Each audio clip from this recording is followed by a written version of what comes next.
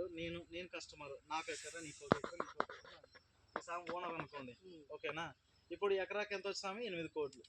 8 కోట్లు 8 కోట్లు 8 కోట్లు 8 కోట్లు 8 కోట్లు. అలాగా 100 ఎకరాల వెంచర్ లో 300 మంది కస్టమర్లు ఉన్నారు.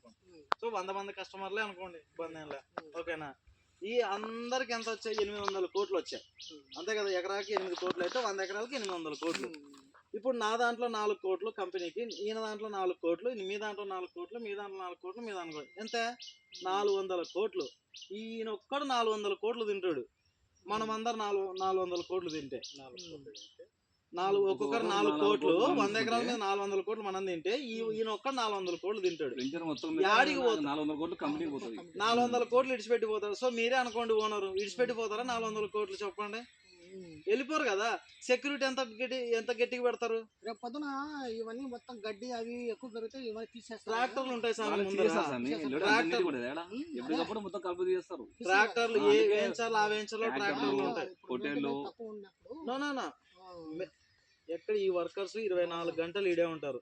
రూములు బీహార్ వాళ్ళు ఒక 10 మంది బ్యాచ్ ఉంటారు. వాళ్ళు ఏనే తినాలి, ఏనే పడుకోవాలి, ఏనే ఫోటోలు తీసాం వీడియోలో. మన వాళ్ళు అయితే